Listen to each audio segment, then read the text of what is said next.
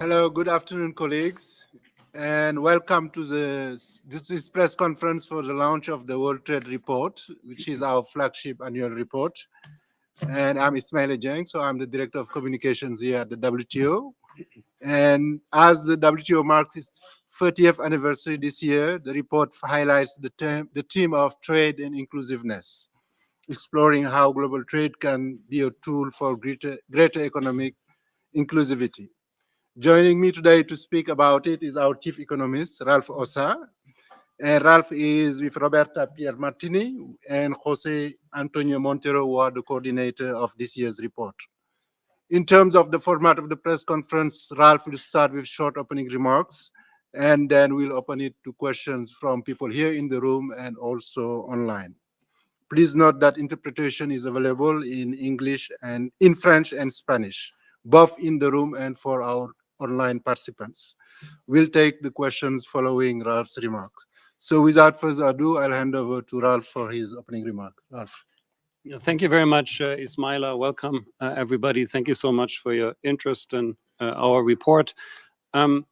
Making trade more inclusive is a top priority for WTO members. Their shared objective is to ensure that trade benefits more economies and more people, building, as Ismaila said, on the vision articulated in the preamble of the WTO's founding Marrakesh Agreement. The 30th anniversary of this agreement provides a fitting occasion to review past achievements, assess current trends, and chart the path forward towards making trade work for all.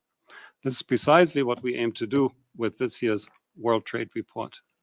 It's actually the first time I'm also seeing the physical thing. The report draws three main conclusions. First, trade has proven to be a powerful driver of inclusiveness. Trade has proven to be a powerful driver of inclusiveness. Since the establishment of the WTO 30 years ago, per capita incomes in low and middle income economies have nearly tripled, significantly narrowing the income gap with high income economies. Our estimates suggest that up to 1/3 of this convergence can be attributed to reductions in trade costs, facilitated in part by the WTO. This trade-led convergence has had a transformative impact on the lives of hundreds of millions of people. The share of people living in extreme poverty in low and middle income economies dropped from 40% to around 11% since 1995, while the share of trade in these economies' GDP doubled from about 16% to 32%. Contrary to popular belief, income inequality within economies has not increased on average over the past 30 years. In fact, the average Gini index, a common measure of inequality, has slightly declined across a wide range of economies during this period. Furthermore, income inequality shows only a weak correlation with trade openness and is marginally lower in more open economies. Recent evidence also challenges the prevailing notion that import competition in industrialized countries led only to losses, instead revealing significant gains as well.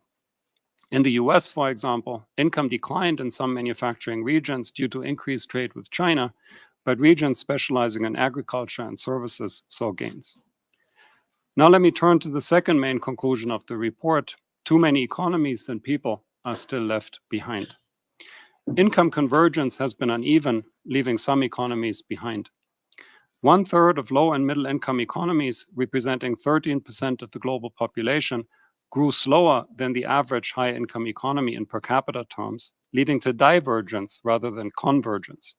These diverging economies are mostly located in Africa, Latin America, and the Caribbean, and the Middle East.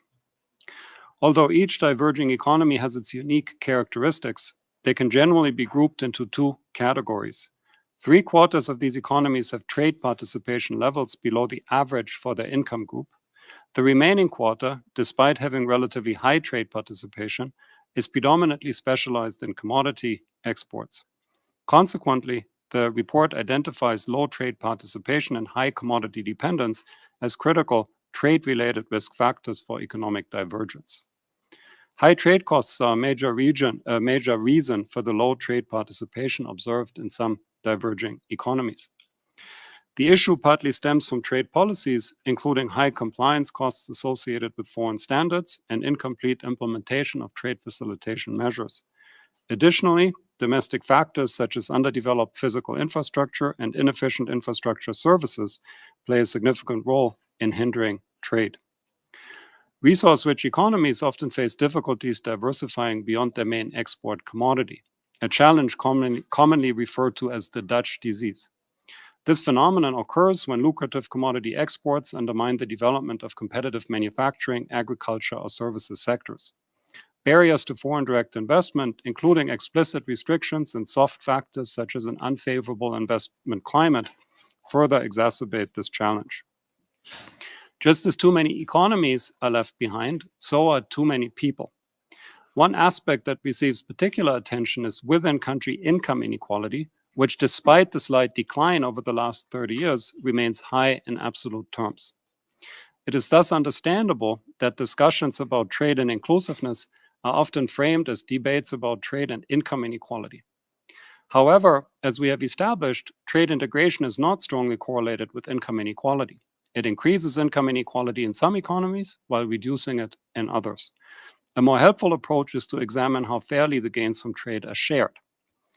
A crucial yet overlooked component of the gains from trade are the consumer benefits from lower prices and increased product variety. Research shows that these gains disproportionately benefit low-income households, which tend to spend a larger share of their income on imported goods, such as food, and less on non-traded services, such as restaurants. These consumer benefits arise from productivity gains as workers and capital move from less productive to more productive firms, sectors, or region, leveraging comparative advantages and economies of scale. Conversely, less productive firms, sectors, or region lose resources, including workers, due to import competition. This dynamic means that some workers gain while others lose from international trade. The overall impact is shaped by a combination of import competition, access to cheaper foreign inputs, and export opportunities, which can vary significantly across different economies and even among similar workers. While it's therefore challenging to make broad generalizations about who benefits and who loses, one point is clear. Protectionist policies are not effective in safeguarding workers, as they too result in winners and losers within the economy. What truly impedes a fair distribution of the gains from trade are the barriers that prevent workers from moving towards new opportunities. Studies suggest that the costs for workers to switch sectors or occupations following trade shocks can amount to several times their annual wage. The report thus takes an in-depth look at these barriers, emphasizing that most are rooted in domestic policies rather than trade policy. Key obstacles include limited access to education, inefficient capital markets, and inadequate labor market regulations. The bottom line of our analysis is this: less trade will not promote inclusiveness, nor will trade alone.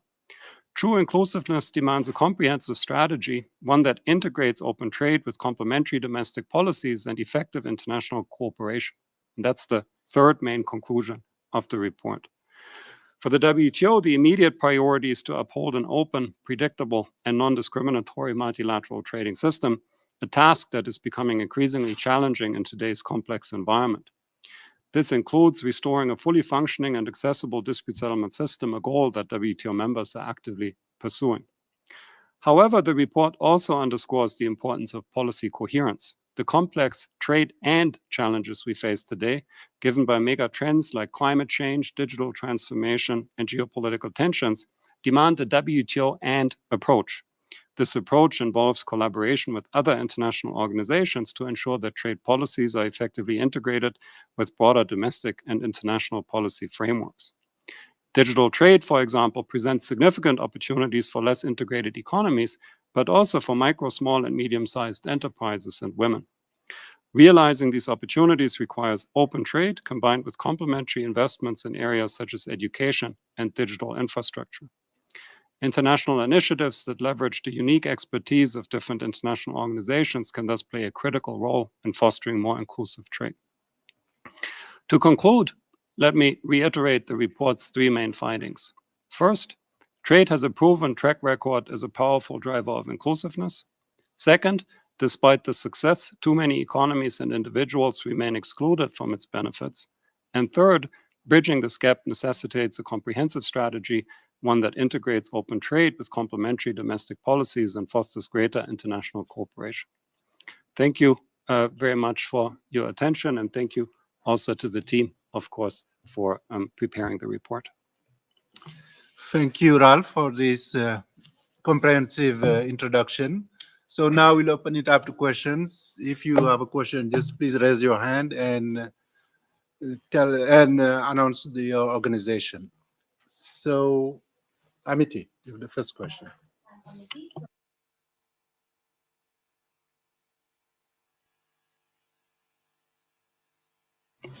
I'm Amity from Hindu Business Line India. I have two questions. I have just gone through the executive summary, not the report. But the report highlights that there has been increased trade convergence since 1995. Between 1995 and 2022, there has been an increase. But since the financial turbulence, the financial shocks in 2007, and after COVID, there has not only been a slowdown, but maybe a reversal, I think, after COVID. So what role can WTO play in this? Because it's a long period of time, 2007 to 2024. And secondly, like India, I searched for India in the report, but I did not find too many mentions there. So India's world trade share has been almost constant over the last many years. So is there any reason for that? Has the report gone into it? Well, thank you very much for the question. Let me start with the first one. I'll also have more to say about the first one. So you're right.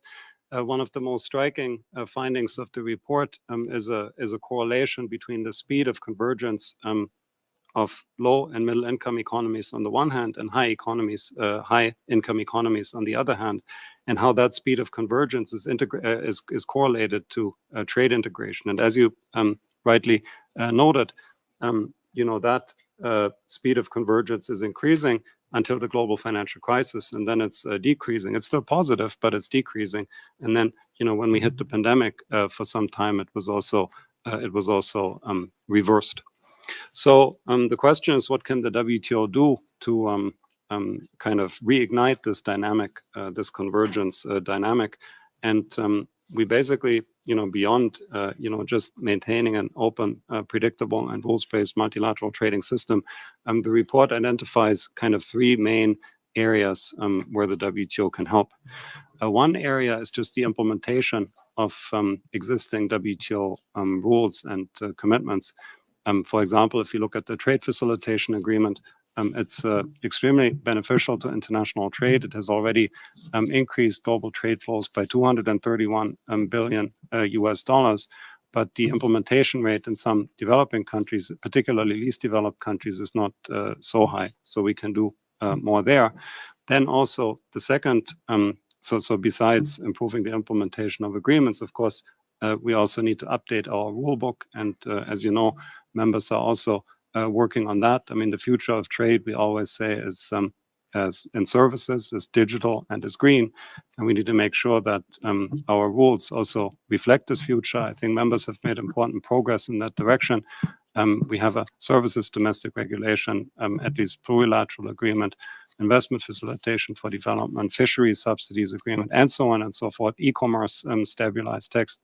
But I think more can be done there also. And then lastly, I think one thing this organization is actually very effective at is simply information sharing, which is so important, I think, in the current environment, where countries can really just learn from each other, how to make trade more inclusive. And then on India, just very briefly, so we didn't look at individual countries, so I don't have a good explanation for one particular data point there. Thank you, Ralph. Joel. Thank you very much. I don't know if you hear me. My name is Joel Asoko. I contribute to Sema for Africa, and I'm from Côte d'Ivoire. I was here last year for the press report, and reading the press report, there was a lot of emphasis on the risk of deglobalization. This year, I don't feel that same, if not fear or apprehension in this new report. I know we have to talk about the new report, but I was just trying to understand if there has been any change in maybe the global atmosphere or what the data show or whatever you felt that decreased maybe those tension. Thank you very much. A great question. So the way I see the two reports relate is that, last year it was really about trying to address the overall narrative. And the way I see it is that, the reason we have a globalization crisis is because people increasingly view as trade as part of the problem when it comes to maintaining peace and security, when it comes to reducing poverty and inequality, and also when it comes to achieving a sustainable economy. So last year we wanted to put kind of a big picture narrative out that shows that actually trade can be part of the solution if it's conducted correctly. But it was a bit of a let's say positive spin on the story. I think this year what we are doing is we're kind of narrowing down on this issue of inclusiveness, and not just showing that trade has been a powerful force for inclusiveness. Yes, we do that too, but we also take a hard look at what hasn't worked and how we can change that. And it's not that we are not seeing any deglobalization in the data, the same as last year. So I would repeat that. But we continue to see signs of fragmentation. So my assessment of the state of the global economy hasn't changed. Thank you. Maybe on this side of the room. So. Yes, hello, my name is Miguel Gomes. I'm from Jornal Expansão, newspaper Expansão from Angola. I know that this is a general report, but maybe I can ask you to focus a little bit on regional strategies for trade in Southern Africa and the role of Angola. We know that other members of the organization pressured Angola in the last few years because of protectionism and tariffs. We also have the Lubito Corridor project. Angola is 80% of the economy. It's on the formal sector. So maybe I should ask you. I can ask you a position of the WTO. What kind of role can the WTO apply in Angola in the regional landscape, and what kind of public policy should Angola think to change this environment? Thank you. Well, thank you very much. So I won't be able to comment, specifically on Angola or any other country for that matter. We just can't do that as the WTO Secretariat. But I think I can give you some kind of broad ways of approaching the issue. And the first one is that if you are part of if you are a country that so far hasn't benefited sufficiently from international trade, what our analysis suggests is that there's kind of two broad reasons why this may be the case. One reason is that you're simply not integrated enough in international trade, and the other reason is that you're integrated, but that you're heavily commodity dependent. And in both cases, the key of fixing the issue is to really combine open trade policies with complementary domestic policies. I mean, I really can't stress this enough. It's we're not saying that just opening trade and just open your trade and everything's going to be fine. You need open trade, but you also need complementary domestic policies. So take trade integration, for example. Yes, it's important to implement the trade facilitation agreement, and yes, it's important to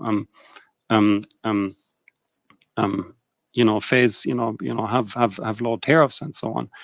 But it's also important to reduce trade costs in other ways. For example, by improving physical infrastructure. For example, by improving transportation, by improving infrastructure services, transportation services.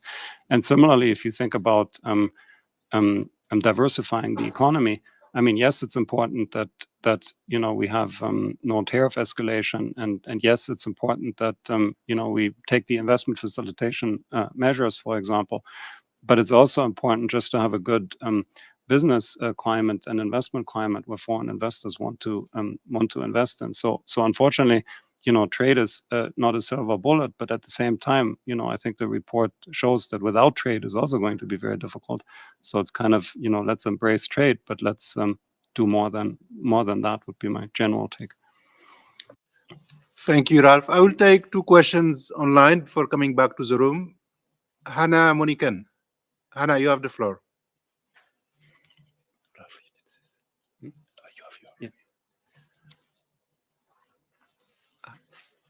Thanks Thanks, Ismaila. Hannah Monacan, Inside U.S. Trade.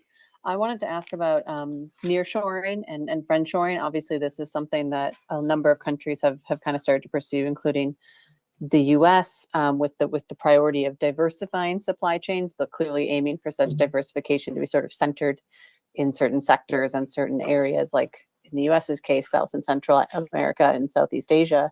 I know you've said before and today that fragmenting is overall bad for trade, but obviously diversification is also necessary to make trade more inclusive. I'm curious, is there, how do you resolve this tension between potentially regional inclusiveness and sort of broader global inclusiveness? Well, thank you. Also a very good question. Of course. So the way I see it is that diversifying supply chains is very important, and is also what's happening now. I mean, it's important for many reasons, but one reason I could maybe highlight is just the economic security that comes with it. I mean, if you want, if we live in a world where there's increasing prevalence of shocks, for example, including supply shocks, of course you don't want to have to rely on one particular country to resolve them. So what you want is kind of open multilateral trade, because that's what gives you the outside options that you need in time of crisis. So diversification, I think, is a good thing. I mean, the concern that we have with fragmentation is that it basically undermines to some extent the inclusiveness or the comprehensiveness, let's say, of this diversification strategy. But of course, we also see it unfolding, and would also even view it for the countries that are maybe then part of these regional supply chains also as a great opportunity for development. So I think there's nothing wrong with it. We just have to make sure that it stays kind of broad enough and inclusive enough. Thank you, Ralph. I will call on Duke Palmer. Duke. Thanks for taking my question. It's kind of a basic question, which is, why did you guys decide to focus on inclusiveness this year? And I guess secondly is is there a simple definition of what you mean by inclusiveness? And is there a way of measuring inclusiveness? Is world trade more inclusive now than it was 30 years ago? And if so, how? I mean, maybe some of that is you touched on in your introductory remarks. And Ismaila, before I go, would you expect that we would hear soon from the Director General on what her future plans are, whether she's going to express interest in getting a second term or not? Is that something that we could expect to be announced during the public forum? Yeah, thank you, Doug. I leave that last question for Ismaila. But so why did we focus on inclusiveness? So last year we kind of wrote a very big picture report on inclusiveness, sustainability, and security, because ultimately, as I explained in one of my previous responses, I think people increasingly see trade as part of the problem when it comes to achieving these three goals, whereas really it can be part of the solution if it is conducted correctly. Now, with security, we also mean economic security, and we had a report on resilience during the right after the COVID pandemic, sustainability. We also had a report just dedicated to that. So, in some sense, this inclusiveness report now was necessary to complete the trilogy. My English escapes me there, but you know what I'm trying to say. Trilogy, exactly. I don't watch any movies. My wife complains about that all the time, so I don't know these words sometimes. But obviously, it's also a very topical issue. It's a very topical issue at the WTO, and it's a topical issue also because we're celebrating the 30th anniversary of the Marrakesh Agreement. And the Marrakesh Agreement was all about sustainable development. And this is, of course, an important aspect of it. Now, what do we mean by inclusiveness? What we mean by inclusiveness, well, first of all, let me maybe clarify. Well, at a broad level, we mean making trade more inclusive means ensuring that it benefits more economies and more people.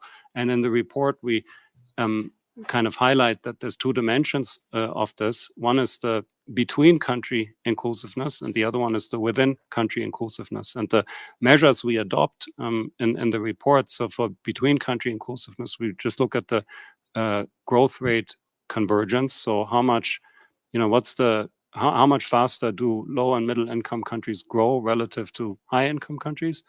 And when we look at the within country dimension, we just look at the Gini index. But we don't have a simple measure now for how inclusive trade is, because that's of course about how trade affects these metrics. So I also don't want to oversimplify it by all putting it into one metric. But I think no matter what metric you use, you're not going to get around the fact that trade has been a very powerful driver of inclusiveness when it comes to the between country dimension, literally lifting hundreds of millions of people out of poverty. I think that would come out of any way of measuring this. Thank you, Ralph. And just to add to your question about the DG, she has said that she will come back to the members soon, but I don't have a date at this time. I will let you know as soon as we do. Yes. Thank you very much. Jana Dreyer from Borderlex. I have a question on, I don't know if it's in the report yet, on the kind of rules you consider are more effective in fostering inclusiveness, by which I mean sort of the old style rules that were established 30 years ago, basing multilateral rules enforceable through judicial effective, the judicial arbitration, sanctionable, etc. It's clear that we have regressed on that front. We have a proliferation of new types of initiatives, a lot of them with softer rules, such as investment facilitation. Even the e-commerce agreement is more, depending on which rules, it's more soft on the soft side and incentivizing side than on the hard rules side. What in the end is more effective? Sort of harder commitments that also open markets, level the playing field, are tough to enforce, or is the softer way more effective? Thank you. I mean, for me, it's not an either or. It's a both, really. I mean, one thing that comes out of the report quite clearly, which I found very interesting, is that commitments also have a growth benefit. So we can show, for example, that members that joined the WTO through an intensive accession process, which requires some, not only trade policy reforms but also domestic reforms, grew significantly faster than other members. So there is value in these commitments, and I think that's a very important point. At the same time, especially on issues of inclusiveness, I mean, as I was arguing, these are not just trade issues that need a trade response, but these are issues that need a broader response. So think about, domestic, like I was saying, for example, if you want to make trade more inclusive or help workers, you also need domestic policies that allow workers to move towards opportunity. And that's not a trade policy issue, that's a domestic policy issue. But, given that we have a large forum of countries here, I think information sharing, for example, could also be extremely helpful. Sharing best practices could be extremely helpful. And then some of these best practices can be embodied in some of these newer type agreements. So for me, it's really both. Thank you, Ralph. Yes, I'll go to the back at the back of the room. Hi, hello, is okay? Hi, good afternoon. I'm Jasper from the Philippines. Ralph, I just want to ask, what does it mean for countries to have limited share of workforce in import competing industries, like the Philippines, and what economic policies should they push for to achieve faster economic growth if they have a small share of workforce being impacted by imports? So the point that I think you're referring to is we just try to put things in context. So we are not saying in this report that nobody's affected by import competition, and we're also not saying that it's not leading to disruptions in labor markets. But we just put it in context, and we say that if we take OECD data and if we do our calculations, then a very small share of workers in the economy, I forget the precise number now, are actually exposed to import competition. And just to put this issue in perspective, I think for me, I mean, maybe I can, in response to your question, say one thing that I haven't so much emphasized before. I mean, we talk about between country inclusiveness and within country inclusiveness, but in a way, in many ways, it's the same policies that get you to the goal that you want along these two dimensions. So, for example, rather than trying to protect your workers through import tariffs or through protectionist measures, if you try help them to move towards new opportunities, that's going to be good for within country inequality, but that's also going to be good for leveraging your comparative advantage and the associated increasing returns to scale. So what makes you catch up as an economy in many ways can also help you deal with domestic distributional issues. But then it really also depends on the country context, right? I mean, we are past the time where there's one simple policy recommendation that applies for all countries. Of course, you have to look at the individual context. Thank you, sir.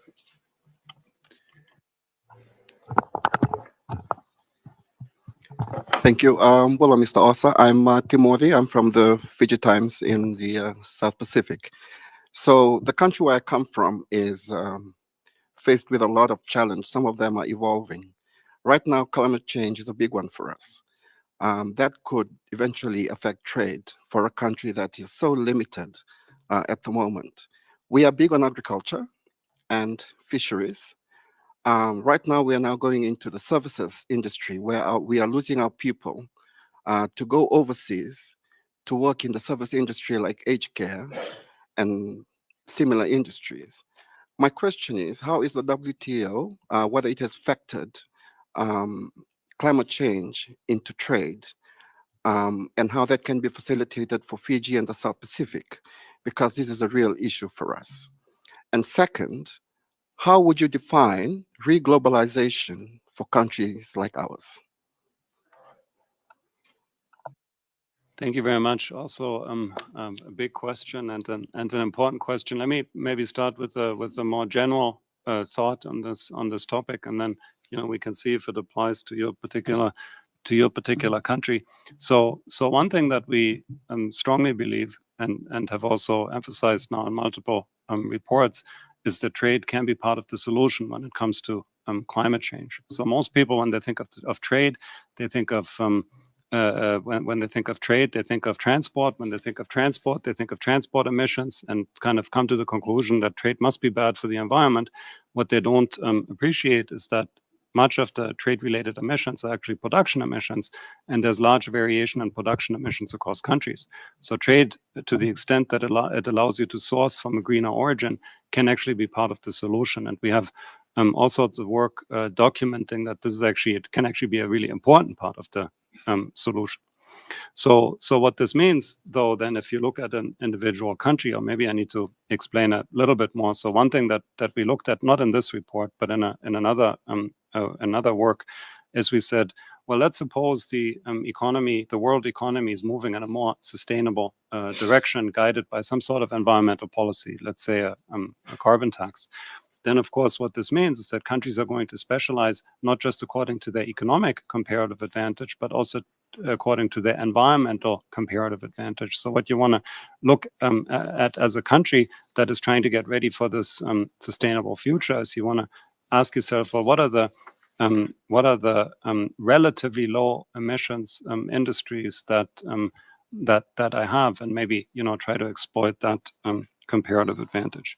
And I think in general for remote small island economies and so on, this opportunity for digital trade is extremely important, because of course the kind of type of infrastructure. I mean, you also need infrastructure, and that's very important, but you need very different type of infrastructure, and remoteness, I think, is something that can be compensated a little bit more. In terms of re-globalization, so the way we defined it in our report last year, it's extending trade integration to more economies, towards more people, and towards more issues. And in many ways, it's also capturing what we do on this year's report. Basically, just try to make sure that the gains from international trade are shared more equally, both across and also within economies. Thank you, Rolf. Sir.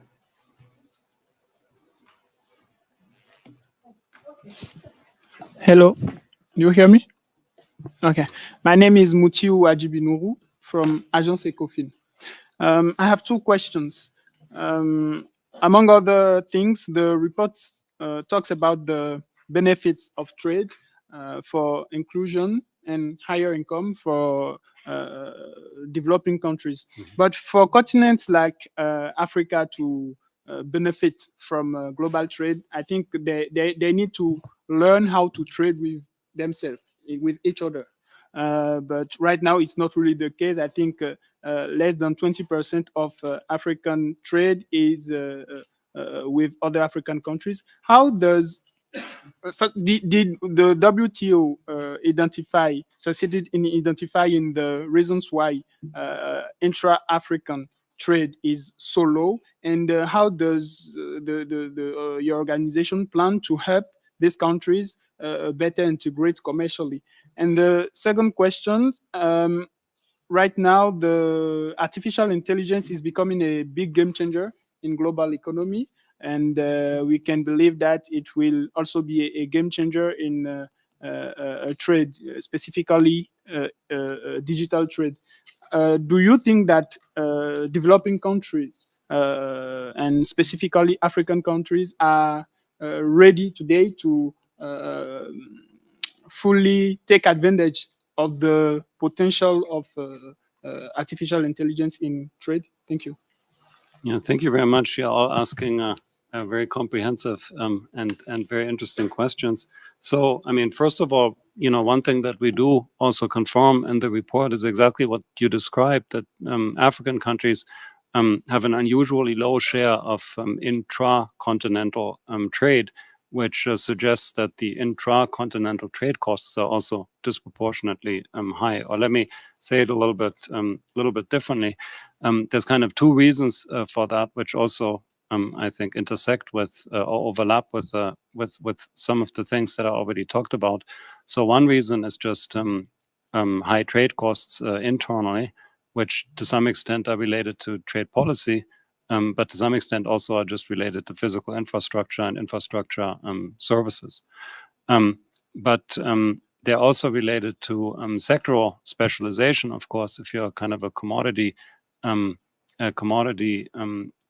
focused economy, then just traditionally, what you do is not that you can, sell all your oil to your neighbors, let's say, but the world is really a market. So I think that's also part of it. So what we need is just what we were arguing for in the report more broadly, more trade integration, and also more economic diversification, which you get from a combination of open trade policies and supportive domestic trade policies. And since you asked about digital, let me maybe share with you one thing that we are doing together with the World Bank. We have this initiative called Digital Trade for Africa. And we wrote a report last year, Digital Trade for Development, and it said, well, kind of along the same lines of what we say today. Well, yes, you need the rules in place, in order to conduct e-commerce. So you need the software, but you also need the hardware. I mean, if you don't have access to internet, or if you don't have stable electricity, even the best rules are going to help you. And I believe in Africa, 1 in 3 people, if I remember correctly, doesn't have access to internet.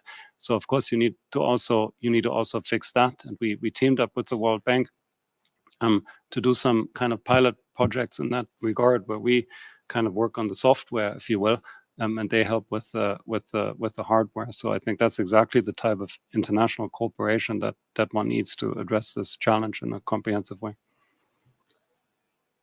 Thank you. Nancy, you've been waiting. Thank you for your patience. Thank you. I also just want to ask an addendum to what he mentioned, especially regarding, economies in Africa. Let me put it that way, because the DG earlier had said that trade helps to reduce poverty across the world and in Africa. And we know that a lot of African countries are dependent on commodities, export, and all of that. You did mention earlier on that the WTO too is taking a look at digital and green jobs. But how is the WTO working with African countries, especially around the fact that many African countries are still trying to develop with their commodities? And that would, of course, do a lot of carbon emissions and all of that. So how is the WTO trying to work with them in terms of, though the DG had said manufacturing jobs against services, but we also do know that Africa as a continent also needs manufacturing at this time, because you've got to process the commodities that Africa has and all of that. So how do you manage that balance with, of course, digital jobs that you've mentioned? Many parts of Africa do not even have those digital infrastructure. So how is the WTO working with African countries on this? So thank you very much. Also, excellent question. And, as I was arguing before, I think, diversifying away from this commodity dependence is an important task, is important for countries to address. And I think the WTO can help. It can help in various ways. So, for example, one issue that we see one factor, I think that's certainly not helping. I'm not arguing it's the main factor, is what we call tariff escalation. So tariffs on final products tend to be higher than tariffs on intermediate products, which in turn tend to be higher than tariffs on raw materials, which makes it harder to move up the value chain because exporting the processed good is relatively more expensive. So this is, for example, something that members could look at. Also, I think if you want to diversify your economy, you need investment. If you need investment, you need a investment climate that facilitates investment. So having something like our investment facilitation for development agreement, I think could help. But you also mentioned a really important point, which is, or at least it reminded me of a really important point, which is the necessity to coordinate trade-related environmental policies. Because, of course, if you're kind of a resource-rich economy, if you're also a carbon-intensive economy, some of these trade-related environmental policy measures can also be affecting you significantly. And I think it's really important, exactly because we believe that trade is part of the solution. I think it's really important to find kind of a cooperative solution to these measures. And this is something that, at least in principle, I think the community here can also help with. Thanks, Ralph. I'll give the floor to the gentleman in the middle. There. This is Khalik Kiani from Dawn newspaper, Pakistan. I have a question. I have a feeling that the governments that have failed or dragged their feet in structural reforms have not been able to deliver benefits to their people, and they have not been able to take benefit from the international trade. Secondly, what would be your advice for countries which have very large size of imports but very small amounts of exports, and they don't have, in fact, exportable surpluses? How they can meet the challenge? Yeah, thank you very much. The first one, I'm not sure I understood the question. I think I understood the statement, and of course it broadly aligns with what we say, that you need the structural reforms, but you also need the open trade policies. In terms of the aggregate trade imbalances, I think that's a really important point. My view as an economist is that these aggregate trade imbalances are not primarily due to trade policy imbalances, and would also not be most effectively addressed with trade policy adjustments, but they're really due to aggregate savings and investment decisions, right? It's just like if you as an individual, if you end up buying more than you sell, and the selling in our case would be the work that we do. If I buy more than I sell, then the only way this is going to be possible is if I also accumulate debt. And if I don't accumulate debt, I'm not going to be able to buy more than I sell. So I think these are really macroeconomic adjustments that need to take place more than trade policy adjustments. Thank you. We'll take one last question. The lady in white here. Hello, this is This is Carolyn from China News. So for my generation, I studied international political economy in the UK when I was a student. So for my generation, when we learn about trade, I don't know whether this is worldwide, but when you learn about trade, it's about winners and losers, and it's about the distribution. That globalization created distributional problems in many economies. I think you are very familiar with that kind of theorem done by Danny Rondrick, for instance. So basically, you are using this report to prove them wrong. Is that correct? So there's winners and losers, but it has limited, correlations with trade. Is that what you want to prove? Thank you. Yeah, no, it's a very important question. I think it's going to allow me to clarify something important. So, I mean, first, what we know about international trade is that if you think about trade between two economies, there's aggregate gains from trade. So in the aggregate, if I'm a country and you're a country, it's not that I win and you lose. So trade in the aggregate is not a zero-sum game. Now, what you're referring to, and this is correct, is that trade has distributional consequences within economies. So it's generating winners and losers within economies, and that is the case. And we also acknowledge this and even document this in the report. So I'm not saying that that's wrong.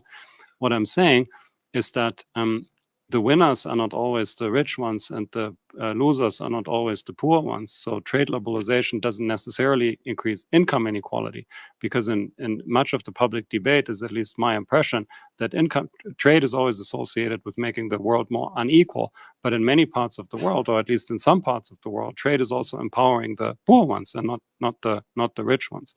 And the mechanisms through which trade generates winners and losers are very complex. So I can't make any general statements about, this person is going to gain, this person is going to lose. But if you think about it, any economic change, any economic dynamic is going to create winners and losers, be it trade, be it technological change, be it any sort of policy change. So I think really what this report is arguing, the productive response to it, or the constructive response to it, is really to try to help workers move to opportunities and take advantage of the gains, the aggregate gains that are out there, rather than trying to, protect them through import tariffs. Thank you very much, Ralph. I think we will take one last question. The gentleman on the left is insisting. Then we will close. Well, thank you for that. My name is Fabio. I'm from Brazil. I work at Folha de São Paulo newspaper. When it comes to Latin America, the report says that some countries of this region didn't fully benefit from trade. What countries is the report talking about in Latin America, and what are the specific reasons in their cases to not fully benefit from trade? And also about Brazil specifically, Brazil has more than 80% of its energy renewable, which can be a good advantage for the industrial production of different segments, as a steel, for example. When you say that trade can be part of the solution to climate change, is that what you're talking about? Like production of different things can be moved to specific regions where the production can be greener. Is that right? Yeah, so let me start with the second one. That's easier to answer. That's exactly what I have in mind. Is that there's economic gains from trade, and the economic gains from trade come from countries specializing in what they're relatively good at, relatively productive at. But there's also environmental gains from trade, and they come from countries specializing in what they're relatively green at. And the relative is important here. So for a country, I think, for example, if you have a high share of renewable energy production, then you might be relatively green at energy-intensive products, simply because the energy that you produce is green. And those are exactly the kind of considerations I would suggest thinking through. Now, in terms of individual countries, I'm not sure we can get into that. So I know that some Caribbean countries, so it's Latin America and the Caribbean, So I remember that some Caribbean countries, for example, have struggled, but I don't want to single them out now. So let me maybe leave it at the general statement, and then maybe we can follow up with you with individual countries if you're interested. Thank you, Ralph. Thank you, colleagues, for joining us. I think we'll leave it there here for today. I would just like to remind you that the WTO's updated trade forecast will be released on October 10th. So stay tuned for that. Thank you again, and we'll see you during the public forum. Thank you very much.